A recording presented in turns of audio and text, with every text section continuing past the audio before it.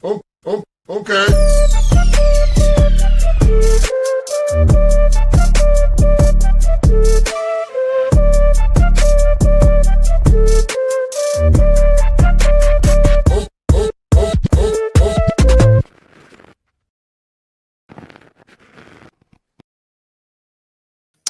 Well, good afternoon, everybody, and welcome to the Daily Herald here on Badlands Media. I am your host, Jon Herold, and should be a fun show today. How's the chat doing? A decent crowd here already. I know Trump, I think he's having like an Oval Office meeting, one of those show and tell meetings that he does every month or something. So wouldn't be surprised if some of y'all are over there watching that. I already saw a couple of good clips coming out of it. Yeah, we're gonna plug away through all this stuff. Apologize for my absence last night on Basis Conspiracies, but looks like they had a pretty good crowd there as well. I think they got featured. Jordan Sather filled in for me. But yeah, I figured being it was my girlfriend's birthday, we should probably like do something for it. So I took off work. Yeah, Spetzel links, there's the link for that. Jackie, my cat says hi. Yeah, little inside joke there. That was fun. But yeah, let's start plugging away. I'm gonna quick go through our sponsors of today's show, and then we'll see what I got for you guys. Let's start with a little My Pillow. As always, guys, everybody needs a good pillow. It's the only way to get a good night's sleep. My Pillow is having a nice big sale right now. $19.98 for a standard My Pillow. Queen size for $24.98. You can upgrade it to a king size for only $29.98. And the body pillows are $39.98. And the multi-use My Pillows for $12.98. Go to mypillow.com, use promo code Badlands, or call 1-800-795-5154 to take advantage of more wholesale pricing. And you can even receive $100 in free digital gifts when you order $75 or more. That's right, a standard My Pillow, $19.98. 1-800-795-5154 or mypillow.com. Be sure to use that promo code Badlands to get a good night's sleep and support Badlands in the process. We also got Rise Attire for today's show, and I'll get to soft disclosure a little bit later. Howdy, Badlanders. Looking for something new to grab from your friends at Badlands Media and Rise Attire? Summertime is here. We got you covered. All new tank tops for men and women, featuring new iterations of the Devolution design in black, red, white, and even blue and green digital camo. Sick. We got them for Psywar and Clown World, too. How about these bad boys? Psywar, Clown World, and Devolution beach towels to help you spark up a conversation with your new best friend or future spouse at the pool. And by popular demand, we've got all new athletic women's leggings that'll have you red-pilling all the ladies in your Pilates class, whether they like it or not. Too bad. This is Badlands, baby, and we're strapped. Get some and support the new media parallel economy as much as fucking possible at badlandsmedia.tv/rise. All right. Thank you, Rise Attire. I know they're working on our Cocoa Beach design here. Excited to get that stuff out. Cocoa Beach is coming up quick, guys. I think tickets are going to go on sale this week to ticket holders and shortly thereafter to everybody else. So looking forward to that next start. No update on the Doge website as of today. The only update from yesterday on the presidential website is this 4th anniversary of the attack at Abbey Gate. And I know Trump had people at the White House, I believe this morning, to kind of honor them, their families of the victims and whatnot. So you can check that out on the presidential website. I am not going to be reading it, though. It's pretty long, but it's really good. So I'd check it out. Let's start with this story. This is probably, I don't even know how to describe this. Trump floats accepting 600,000 Chinese students as part of trade talks. You know, Trump has been in negotiations with all sorts of different countries about the tariffs and whatnot. One of the few remaining, outstanding discussions, I would say, that still need to be resolved are with Russia, one, but China. I know they came to like some sort of agreement back in June of the percentages amount, but there's apparently some more that needs to be discussed, because Trump floated this yesterday.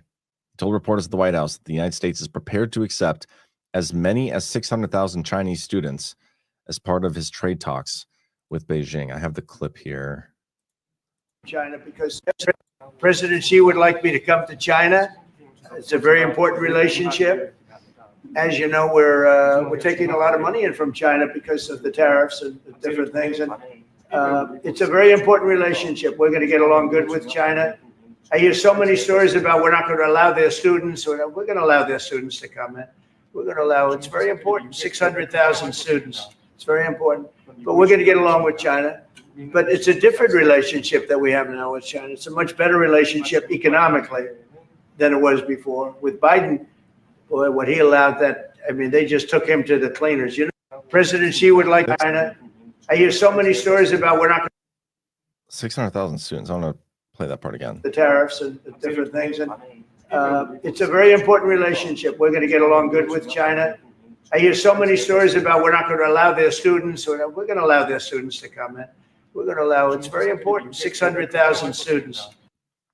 That number is confusing to me as well, because based on all data that I've been looking at on this, right now there's only like 277,000 or so students from China. This is as of November of this last year in the United States. India has about 300. So if you combine India and China, which maybe that is what Trump is talking about, a combination of the two, that reaches about 600,000. But Lutnick last night went on with Laura Ingraham, and she pressed him on this, and he gave an answer that didn't make me feel great either. So listen to this, and then we'll discuss it. An issue, Mr. Secretary, for I think the base of the Republican Party, certainly for the Ingraham angle for many, many years, conservatives, is this idea of foreign students coming to the United States and taking spots that would normally be, you know, obviously open to American students. The president addressed this issue as part of the Chinese trade deal, which might be in the offing. Watch. We're going to get along good with China. I hear so many stories about we're not going to allow their students, or we're going to allow their students to come in. We're going to allow, it's very important, 600,000 students. It's very important.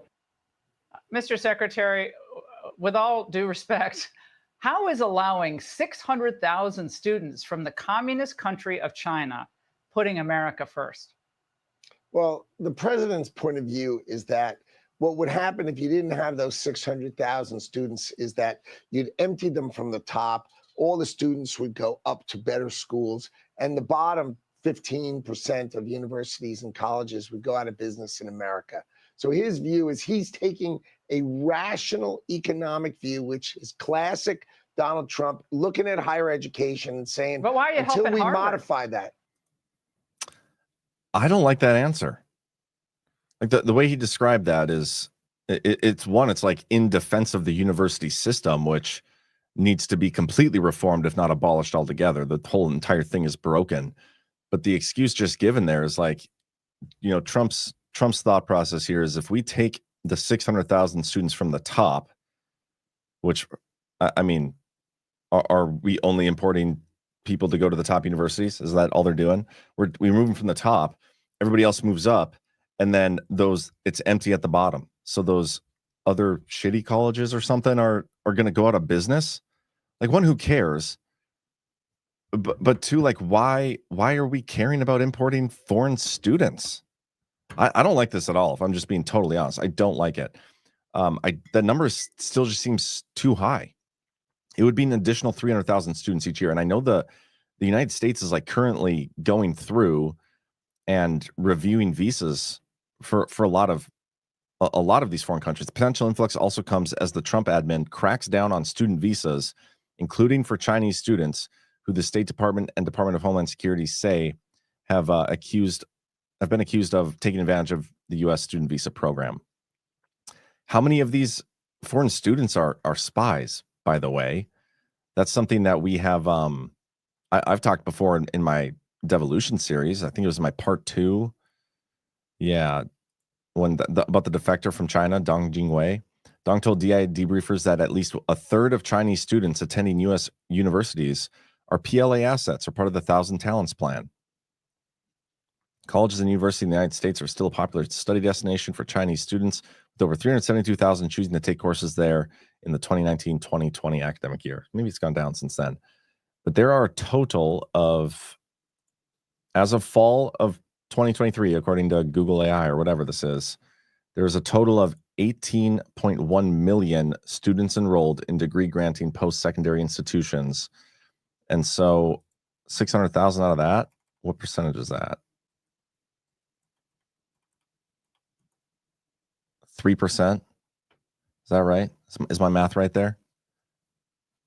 It's projected to reach around 19.25 million. I mean, I'm trying to articulate my thoughts on this because I don't like it at all. I don't. You know, I am obviously America first with everything. We should be doing our best to advocate like our home or advocate for on behalf of our homegrown talent. I said already, I think the university system is completely broken. It needs to be reformed. I think it's a waste of money. It's a pyramid scheme of sorts. There's just so many things wrong with it. And so bringing in college students to benefit from our broken system, like, okay, we know how woke Harvard is. We're benefiting Harvard with this. The whole thing, I don't like it. And there's got to be something lost in translation here. There has to be. The number is so high. And like I said, it accounts for Russia and India, which I don't like India coming and taking the job or the spots either. But I feel like we got to be missing something. We have to be, because Trump's not stupid. We know Trump's not stupid. We know Trump is America first.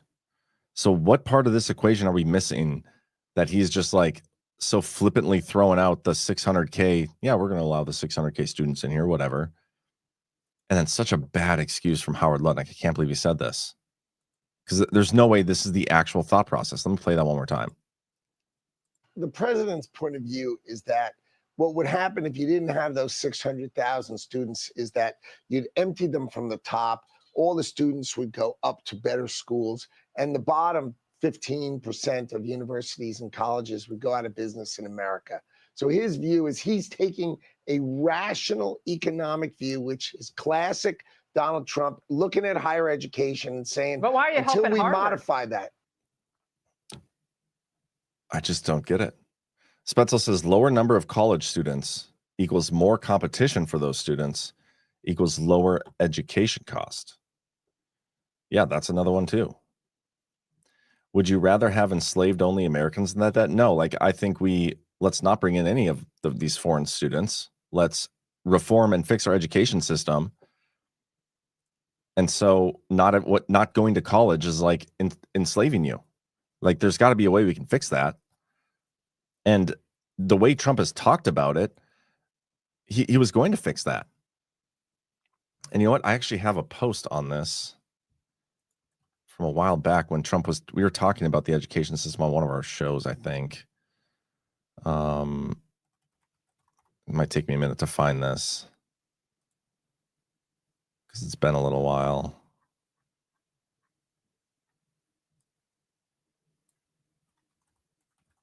Hold for processing. No, that's not it. That's not it. Shoot, when did I do this video? Searching Twitter kind of sucks sometimes. And it would have been a while ago too, so I'm not even gonna. I'll give it one quick look, and if I don't find it, then I'm just gonna move on. But Trump had in part of his Agenda 47, he talked about the American University. You guys remember me playing that video? I'm pretty sure I played on one of these shows.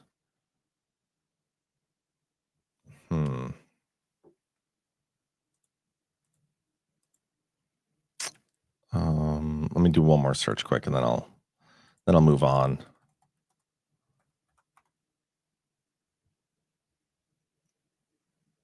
That's impoundment. It's a different one.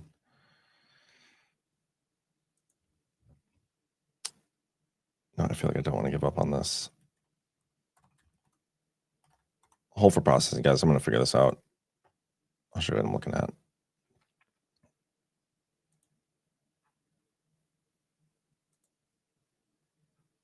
Oh, actually, there it was. Hold on. It was on YouTube, I believe.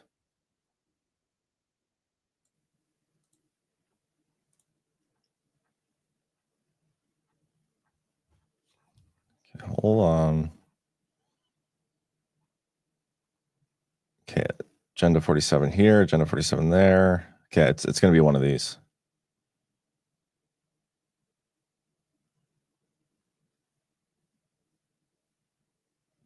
Great schools leading to great jobs. This might be it. See if this is it. Well, The United States spends more money on education than any other country in the world, and yet we get the worst outcomes. We're at the bottom of every list. In total, American society pours more than $1 trillion a year into public education systems. But instead of being at the top of the list, we are literally right smack, guess what? At the bottom. Rather than indoctrinating young people with inappropriate racial, sexual, and political material, which is what we're doing now, our schools must be totally refocused to prepare our children to succeed in the world of work and in life and the world of keeping our country strong so they can grow up to be happy, prosperous, and independent citizens. We owe our children great schools that lead to great jobs and leads to an even greater country that we're living in right now. Right now, we're living in a failing nation because of Joe Biden and these people running it. They're Marxists, they're communists. What they're doing to our country is incredible, but we'll take care of that for our children. Here are 10 key ideas that will power our movement for great schools. First, we will respect the right of parents to control the education of their children. Second, we will empower parents and local school board to hire and reward great principals and teachers, and also to fire the poor ones, the one whose performance is unsatisfactory. They will be fired. Like on The Apprentice, you're fired. Third, we will ensure our classrooms are focused not on political indoctrination, but on teaching the knowledge and skills needed to succeed. Reading, writing, math, science, arithmetic, and other truly useful subjects. Fourth, we will teach students to love their country, not to hate their country like they're taught right now. Fifth, we will support bringing back prayer to our schools. Sixth, we will achieve schools that are safe, secure, and drug-free, with immediate expulsion for any student who harms a teacher. Okay, I think that wasn't it. This is it. I'm not going to play the whole thing, but it's this one. It's the American Academy. That's what I was thinking of. Many different dimensions. We can't let this happen. It's time to offer something dramatically different. Under the plan I'm announcing today, we will take the billions and billions of dollars that we will collect by taxing, fining, and suing excessively large private university endowments. And we will then use that money to endow a new institution called the American Academy. Its mission will be to make a truly world-class education available to every American, free of charge, and do it without adding a single dime to the federal debt. This institution will gather an entire universe of the highest quality educational content covering the full spectrum of human knowledge and skills, and make that material available to every American citizen online for free. Whether you want lectures or ancient histories or an introduction to financial accounting or training in a skilled trade, the goal will be to deliver it and get it done properly using. So there's that. I'm just not a fan. There's a couple comments in the chat I'll read through because I think these are pretty good. From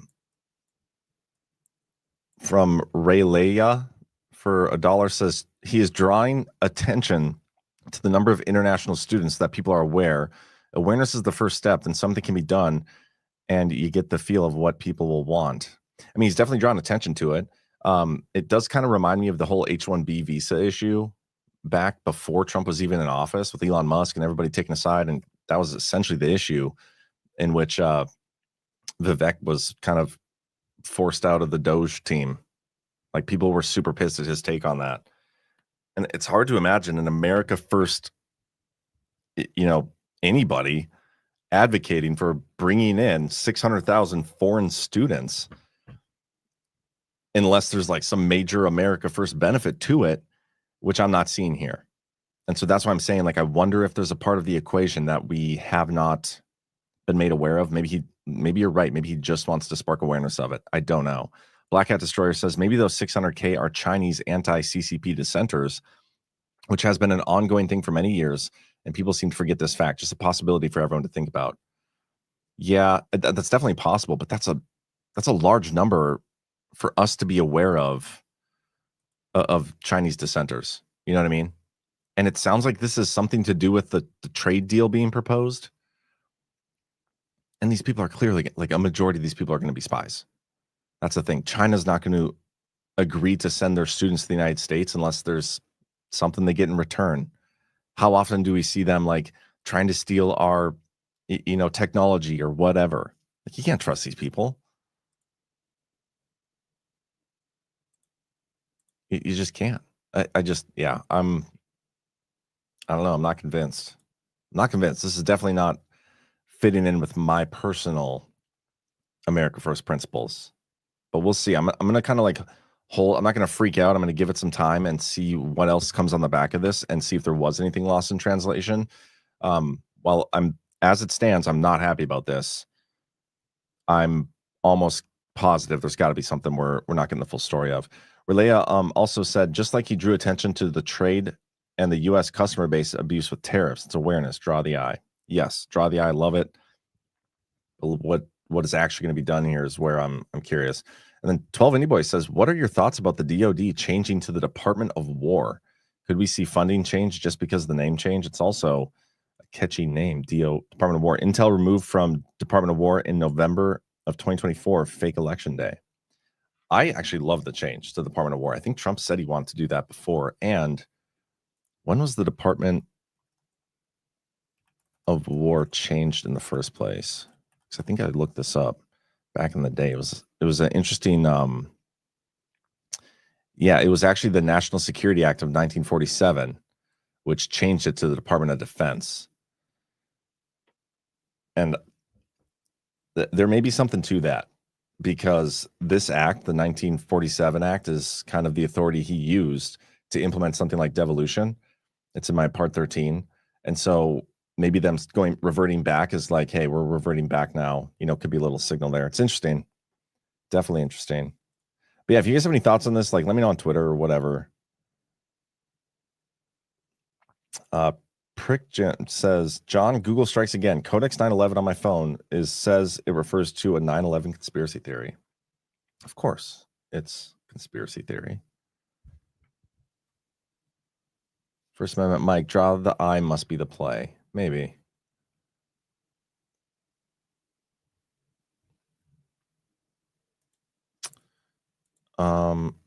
Announced 5th, effective 8th. Ty puts in the chat. Let me see what he posted here. Intel was just dropped from the Dow. Gotcha. History says this is what will happen next. Intel stock popped Friday after it reported ugly third quarter results, but its outlook for the fourth quarter was better than expected. Okay, I see what you're saying. Intel removed from the Dow in November. That's interesting.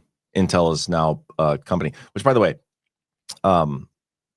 yesterday on my show, I spent a decent amount of time talking about us getting the 10% stake in Intel and the MP Minerals, and here are all the other companies that we've taken, or that we could potentially see taking a stake in.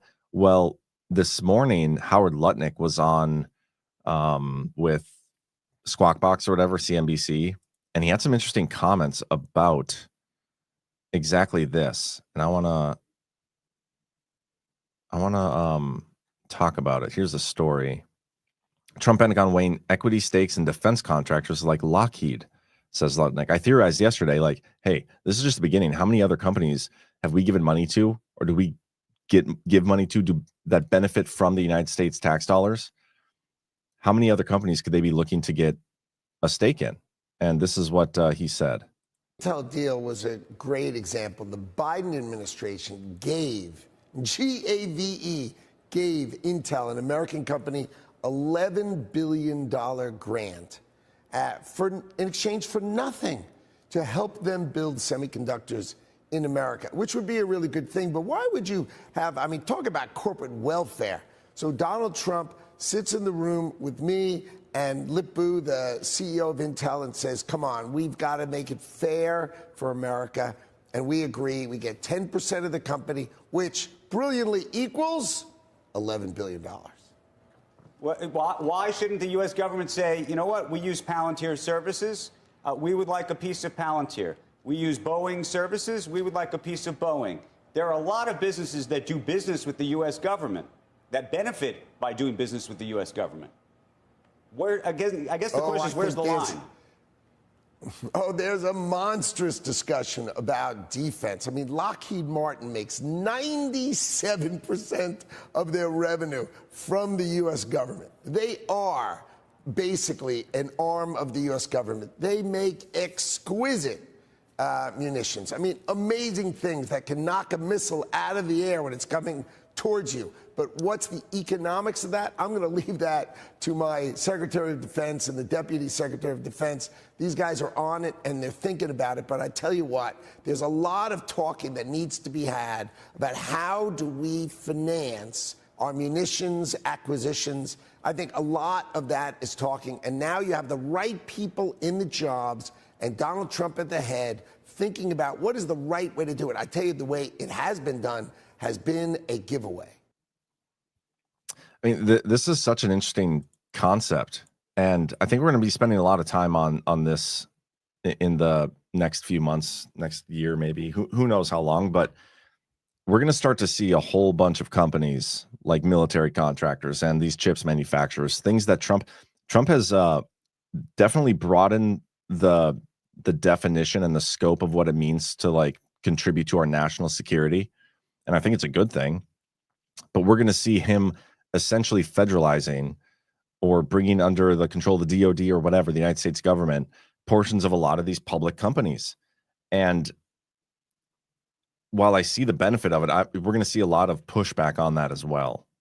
Because is it okay for a government to do that? But then on the flip side of things, like we have been talking about a scenario like this having already been taking place for a long time. Like how many, like some of those key executive orders from Trump's first term, 13818, 848, you know, these people that have contributed to stolen elections and criminal trafficking and transnational criminal organizations and all these different things, if they're involved in that and it's proven, the government gets their assets anyway. Are we witnessing that taking place right now? But it's just in the form of like, oh, well, we were going to give you a grant, but now we're just going to have equity stake. Is this what we're witnessing instead? Are they calling it this when it's really these executive orders, like basically militarizing these things because of their criminal conduct? Ramon 222 says government should not be taking over public companies, but should regulate their dealings with weapon companies more strictly. Yeah, I mean, I'm not gonna lie, like it doesn't line with my first principles to see a government taking over portions of public companies. I want smaller government. I want less government. I want the government less involved in day-to-day public life. But is this how they're gonna pay down our debt? Like, is this the plan? The normie battle space plan to accomplish a lot of the goals that are required to be accomplished from devolution and whatnot, to fix things. Then later, like, you know, it's wiped away. We fix our spending, we fix our elections, all these different things. Is this the path we take to get there? I don't know. But this is something we're going to be talking about tomorrow on the Power Hour for sure. Because Letnick's comments there have kind of opened up a whole new can of worms that I wasn't even thinking of as it relates to previous discussions we've had. And we're already a half an hour in, and I'm like 2 stories in here. So we're gonna start plucking away here. Former Trump Labor Secretary Alex Acosta is going to sit for an interview in the House Epstein probe next month.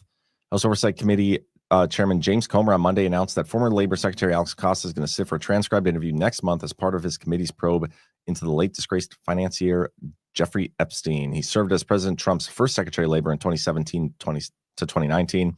He was the United States Attorney for the Southern District of Florida, who was criticized for signing a deal in 2008 that appeared favorable to Epstein by allowing him to plead guilty to a single state charge despite a years-long FBI investigation.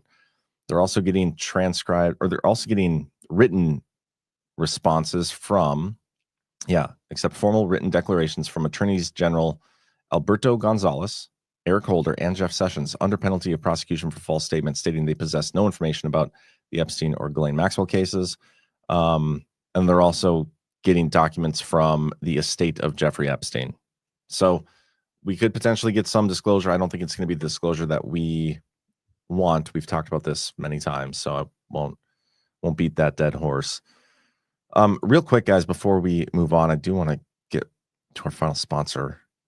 Then we'll get to the second half of the show here, and that other sponsor is us. It's Soft Disclosure. Get ready to ignite a revolution with Soft Disclosure. This isn't just a product drop. It's a full-on movement that's about to shake things up. This is personal care that doesn't mess around. No compromises, just pure, unapologetic quality. First up, the lotion, supercharged with aloe, goat milk, and our exclusive Badlands oil blend. This isn't your average drugstore goop. It's a barrier-restoring powerhouse.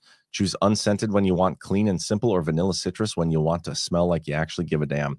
Then the deodorant, natural, aluminum-free, and straight-up badass. Built to last 2 months of daily use with scents like crisp mint or bold lemon grapefruit. No gimmicks, just protection that actually delivers. And finally, the tallow bar. And no, it's not deodorant. It's a vanilla coffee tallow stick. Primal fuel for skin that's been through hell. Rub it where you need serious moisture, whether it's your elbows, hands, knees, basically anywhere you're tired of feeling like sandpaper or just want baby soft skin. Every bottle, stick, and bar is handcrafted in Colorado by Badlanders who live and breathe truth. Partnering with Whirlwind Farm and Badlands Media, we're putting our money where our morals are with Soft Disclosure. Make your truth your routine. Head to softdisclosure.com. Use code Badlands for $5 off and join the fight today. And this is a great way to support Badlands Media, guys. The profits from this will be going to the Badlands Media content creator revenue share. So help us out and get soft skin while doing it. All right, let's keep plugging away here. Third Circuit bars Pennsylvania from rejecting ballots over envelope date errors. U.S. Court of Appeals for the Third Circuit has ruled that Pennsylvania election officials cannot disqualify mail-in ballots because of missing incorrect dates on return envelopes, affirming a district court decision that found the rule unconstitutional. The panel concluded that discarding ballots for such errors imposes an undue burden on the right to vote when voters are given no notice or opportunity to correct them. This is kind of stupid. Like if you don't put the date on or put the wrong date, like how can we trust you to make an informed decision on who you're electing into office? I mean, this is just this method of voting is so rife with fraud, and it's unfortunate that they are propping up this rule to allow it. And I wouldn't be surprised if this gets to the Supreme Court. The case followed Pennsylvania's 2022 general election when more than 10,000 ballots were rejected over dating mistakes. After ballot envelopes were redesigned, that number fell in 2024, but still totaled about 4,500 ballots, or 0.064% of all votes cast. The court ruled that federal materiality provision did not apply, holding that Pennsylvania's dating requirement is part of the process of casting a ballot rather than a non-material clerical step. The judges concluded the rule could not stand, noting that while writing a date is a simple act, the consequence of rejecting ballots for mistakes or omissions is severe, resulting in the loss of thousands of otherwise valid votes. The ruling permits the state to keep a space for voters to write a date on return envelopes, but prohibits election boards from discarding ballots solely because of a mistake or omission in that field. I think this is one of the methods they used for fraud, so it's unfortunate. But on the heels of this, Rep. Brian Steele is calling for an end to universal mail-in voting before the midterm elections. Love it. Would love to see this get through. I'm skeptical it will, but you never know. Congressman Brian Steele of Wisconsin on Monday called for universal mail-in voting to end before the 2026 midterm elections. I think there's a few things that we should be able to get in place before the next election, Steele said on Just the News, No Noise TV show. One is making sure that we end what they call universal mail-in voting, which means if you're on the voter rolls, you get a live ballot regardless of whether or not you've requested it. He said that universal mail-in voting has been a problem because many jurisdictions don't clean up their voter rolls. That's very true. Even in our nation's capital in Washington, D.C., where they've done an abysmal job of cleaning up the voter rolls, but then mail out a live ballot to everyone on those voter rolls, even though they're not cleaned up, Steele said. Steele said another issue that needs to be solved before the midterms is having all ballots being in by the time the polls close. Kind of has to go back to this ruling here from Pennsylvania. So maybe we will see some movement. Who knows? Trump's media and technology company makes an aggressive move into crypto. This is an interesting one. Trump Media and Technology Group Corp on Tuesday made an aggressive move into crypto by acquiring $6.42 billion for a digital asset treasury. TMTG, Yorkville Acquisition Corp, and Crypto.com on Tuesday announced that they've entered into agreement for a business combination to establish Trump Media Group CRO Strategy, Inc., a digital asset treasury company that will focus on acquiring the native cryptocurrency token of the Kronos ecosystem. And I wasn't even familiar with whatever this Kronos was. But anyway, the strategy will be Trump Media Group CRO Strategy will be majority owned by Yorkville, TMTG, and Crypto.com. The digital asset treasury's expected funding will consist of $1 billion in CRO, $200 million in cash, and $220 million cash in mandatory exercise warrants, with an additional $5 billion equity line of credit from an affiliate of Yorkville, whatever this is, Yay 2P Unlimited. And this is the really interesting part. TMTG will introduce a rewards system on the Truth Social and Truth Plus platforms that uses the Crypto.com digital wallet infrastructure and that adopts the Kronos digital currency as a utility token. This is interesting. It kind of reminds me of Nostr, which is this other like crypto-based, Bitcoin-based, I believe, blockchain-based social media company that Jack Dorsey was working on. I created an account over there a while ago. I actually asked a question to Jack Dorsey on there, and he responded. It was kind of interesting. But G-Money's been pushing that. But now to see Truth Social get in the mix on this and use a cryptocurrency, Kronos being the backing digital currency, is, I don't know. I've done no research on it. I just think the concept of it is very, very interesting. Yeah, Escape the Matrix says Nostr is a shit protocol, not a platform. Yep. Yeah, excuse me if I say a bunch of improper things about cryptocurrency. I'm not as knowledgeable as I like to believe I am on that topic. Wish it would have been Bitcoin, though. Surprised it's not Bitcoin. Kelly Karajan says, given John his chat numbers, then bugging out of chat. Much love to y'all. Thank you. TMTG is up 6.5% today, says Spetzel.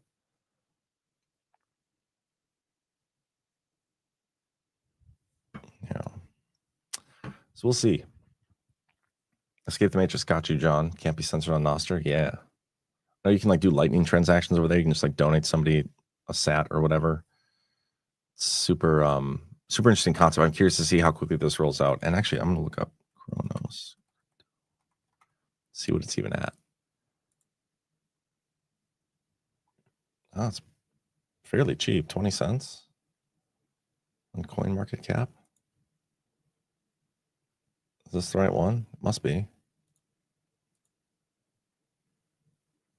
Might have to invest a little in there. That is not financial advice, by the way.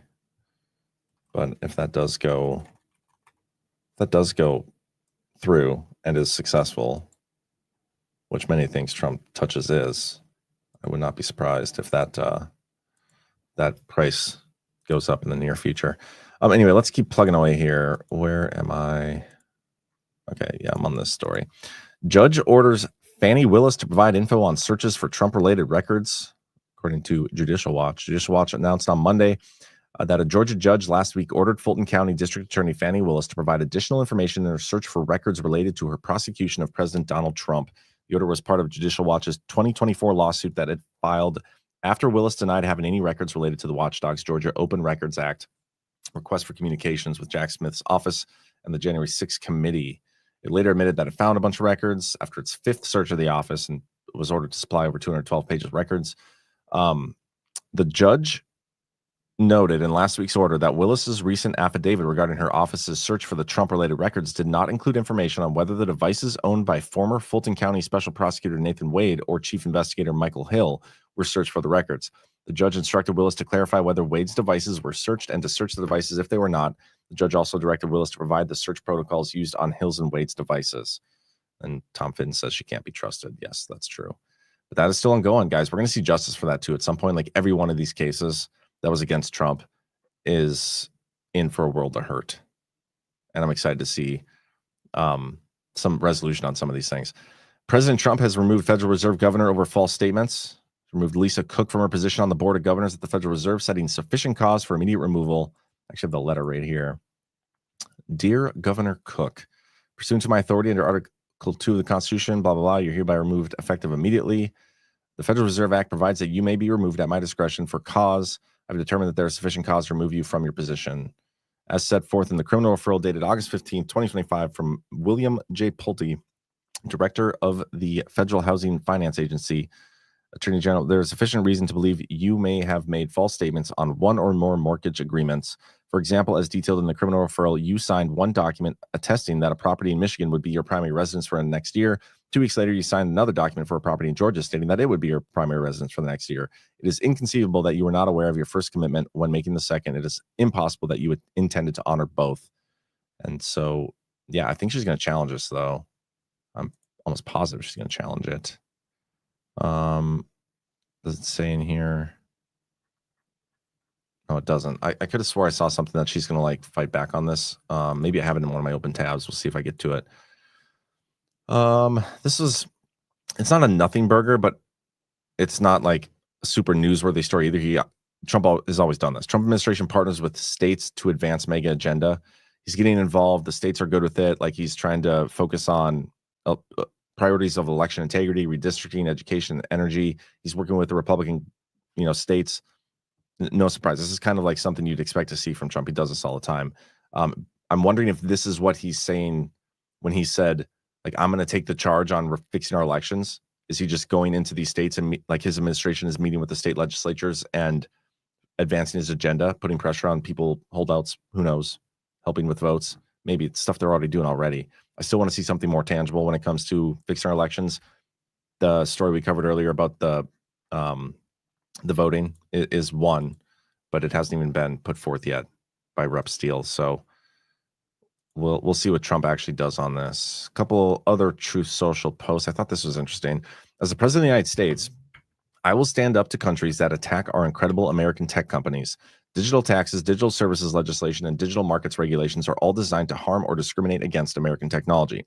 They also outrageously give a complete pass to China's largest tech companies. This must end, and end now. With this truth, I put all countries with digital taxes, legislation, rules, or regulations on notice that unless these discriminatory actions are removed, I, as President of the United States, will impose substantial additional tariffs on that country's exports to the USA and institute export restrictions on our highly protected technology and chips.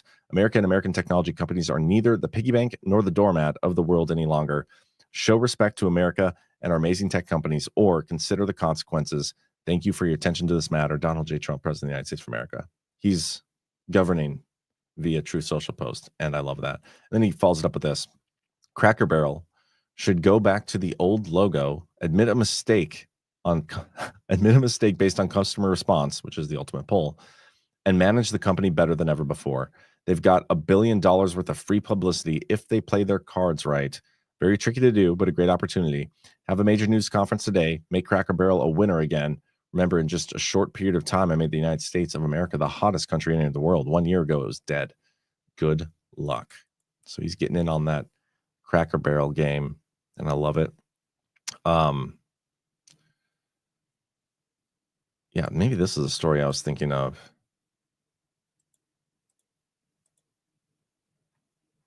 Let me see. Hold on, I gotta sneeze.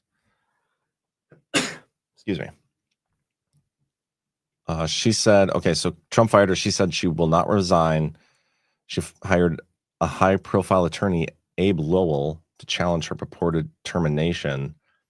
Oh, isn't this a Hunter Biden attorney or something?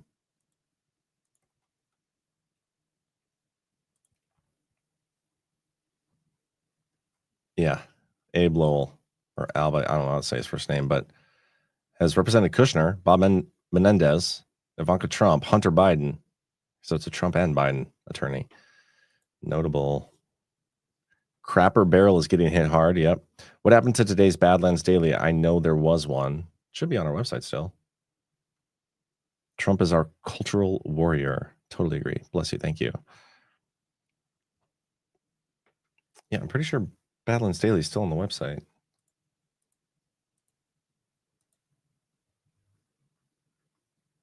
Yeah, it's still out there. August 26th, 2025. Let's go check it out.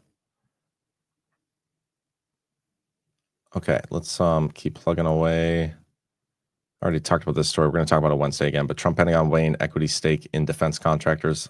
Rewatch the beginning of the episode if you missed that. Let's see what else we got. Let's not do that one. We'll do this might be one we talk about tomorrow too. It says oil holds the key to Ukraine war's end if Trump plays hardball, written by Richard Goldberg. I just thought these two lines were interesting because I didn't see this clip from Sergei Lavrov yet. In an interview that aired Sunday, Russian Foreign Minister Sergei Lavrov rejected U.S.-backed security guarantees for Ukraine and balked at Trump's push for direct talks between Russian President Vladimir Putin and Ukrainian President Volodymyr Zelensky. I was under the impression, we were told, that Russia was okay with U.S.-backed security guarantees for Ukraine. Now they're not. Putin insists that Ukrainian forces withdraw from the Kyiv-controlled parts of the country's eastern Donbas region, an idea Ukraine has rightly dismissed as a non-starter, and demands a host of other concessions aimed at making what's left of Ukraine a vassal state. So both sides have like non-starters. They're in complete contradiction of each other, and it's going to be pretty difficult to see any form of resolution. So Drifter's Life said, it's hard to find you on the feed today. Just FYI, John. Yeah, Rumble's going to rumble sometimes. It happens. John Bolton rips Trump's incoherent FBI raid Ukraine plan in first comment since returning home. And this is what he said. In a series of expos, Bolton was back to decrying the 45th and 47th president's foreign policy, as well as law enforcement actions targeting him. He says Donald Trump's Ukraine policy today is no more coherent than it was last Friday when his administration executed search warrants against my home and office. Collapsing in confusion and haste, Trump's negotiations may be in their last throes, along with his Nobel Peace Prize campaign. The administration has tried to camouflage its disarray behind social media posts such as Trump comparing his finger pointing at Russian President Vladimir Putin to then Vice President Richard Nixon during the famous kitchen debate with Nikita Khrushchev. The 76-year-old wrote in the piece, why Trump wants to be compared to the only president who resigned in disgrace is unclear. What an idiot. I can't wait to see that guy go to jail. Kilmer Abrego Garcia got detained. He's off to Uganda. Uganda go bye-bye. Ooh, this is a big one. Dan Scavino is taking over hiring at the Trump White House. This was breaking this morning. Senior Trump advisor Dan Scavino is taking over as director of the White House Presidential Personnel Office, which is an influential role charged with staffing the administration. He is Trump's longest-serving aide, having worked for the president since 2015. I think he's worked with him in a personal capacity much, much longer than that. He is replacing Sergio Gore, who Trump is nominating to ambassador of India. There's a pattern there with this. Like anytime Trump has an administration, like a cabinet official that he feels isn't doing their job properly, he just appoints them to be an ambassador somewhere, and then instead of firing them, and just like lets them go do something else. He doesn't fire them from the cabinet. He lets them go to be an ambassador somewhere else, and maybe later he'll fire him from that position, and there's less drama around it. But he's done this like 3 or 4 times now. But yeah, Scavino being more involved in like the hiring and stuff is great. The position, director of this office, White House Presidential Personnel Office, they are responsible for 4,000 political appointment positions, of which 1,600 require Senate confirmations. The White House Presidential Office recruits candidates to serve in departments and agencies throughout the executive branch, presents candidates for presidential appointments with Senate confirmation to the Senate after they've been approved by the President for the United States. The mission of the office is to provide the President with the best applicants possible for presidency-appointed positions. Lastly, it also provides policy guidance for federal department and agency heads on conduct for political activities. Responsibilities of the office include handling and processing recommendations of political figures, keeping the talent bank of qualified, cleared candidates on hand, and searching for job candidates. So that's Scavino now. That's his job. And I am here for it. And it makes total sense. I'm surprised he's not like, I don't know. By the time Trump's term is up, maybe he'll be like Secretary of State or some shit. Here's where I saw Fed Governor Lisa Cook will sue over Trump firing. Already covered that. Here's Trump this morning. He's doing one of his cabinet meeting things, and he said this. Despite COVID, which was a very unfortunate situation for the whole world. We did a great job with it. Never got the credit for the job we did. Operation Warp Speed, people say, is one of the greatest achievements ever in politics or in the military, because it was almost a military procedure. But everybody, including Putin, said that Operation Warp Speed, what you did with that, nobody can believe it. And we did a great job, but it was a horrible, horrible pall over our country. We had a very dark cloud over the world. That was a very, very bad thing that came out of Wuhan, which I said it came out of Wuhan. That's where it came from. And China suffered greatly, but everybody did. But we did a good job with that, as good as you can possibly do. And we came back, and now we're stronger than ever before. He says almost a military procedure. Sound familiar? I talked about that in my Devolution series. For those who have read through that, Operation Warp Speed is not what they want you to believe it is. It was a partnership between the DoD and the HHS. I posted on it on social media about it. But yeah, Trump, there's some comms in there, guys. We'll talk about it Wednesday. Vanity Fair employees lash out over proposed Melania Trump cover. I will walk out the mother effing door. Please do. Please do. But this is like the lib meltdowns. Oh, what happened? Oh, geez. Scared me. One of my tabs just started playing audio, and I thought like somebody was in the room with me talking. That was freaky. Anyway, who cares? These people should walk out. I bet they do this Vanity Fair cover. Lib meltdowns are the best. We got this from Transportation Secretary Sean Duffy slamming the media over English proficiency requirement for truck drivers. It was in May that DOT put out a rule that indicated that we were going to take out of service truck drivers who were not proficient in speaking the English language. We announced that in May, and it was going to go in, it did go into effect at the end of June. Now, when we did that, there was a lot of press that complained to us that we were being unfair to people, that we were being mean to people. And what we said was, no, this is a safety issue. Making sure drivers of very heavy 80,000-pound rigs can speak the language is truly a critical safety issue. And some complained about it. We implemented it at the end of June. And all of us in America saw what happened in Florida, where we had an individual who we tested this individual after the crash, but no doubt could not speak the English language and could not understand road signs when he was operating that very deadly rig. It's kind of amazing that the media is still kind of making that an issue. That crash was insane too, if you haven't seen it. But yeah, I still think this is a great move, and I have no issue with what they're doing here. But this is the last story I had for you guys today. We're getting close to the end here anyway. See a couple more rants come through. Hey, John, Kilmer, an actor hired by Trump, with a post. I'll check that out. I doubt it, but you never know. Anything's possible. What else is going on tomorrow? First of all, I'm gonna raid you guys over to Ghost after the show. Tomorrow I'll be back here at 1 p.m. Eastern on the Daily Herald. Tomorrow night we got the Power Hour. Thursday, in place of Rug Pull Radio, it's starting to look like we're gonna do our Badlands host, like Badlands creators fantasy football draft, which it's football, but I think it'll be a fun time. CC is the creepy girl on the wall. It's yeah. Watched a creepy movie last night, and like Cobweb or something it was called. That's basically what it sounded like. I thought we were cutting regulations. Tattoo teacher. Maybe.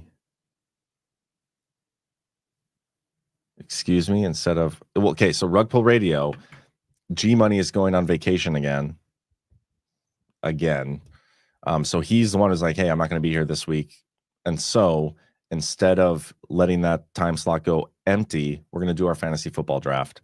So 10:30 p.m. Eastern on Thursday. I think it'll be a fun time. We'll have like a bunch of us on the screen. I don't know if everybody will do it. We have 10 teams in the league, I believe. All of them Badlands hosts. I don't know if everybody will be there, but it'll be fun. So Make sure you guys tune in for that. Hit the thumbs up, share with your friends. I'll see you tomorrow, 1 p.m. Eastern, right here on the Daily Herald, and I'm going to send you over to Ghost right after this. Have a great rest of your Tuesday, everybody. 0. 1. Extra, read all about it. 2, 3. Let's get started.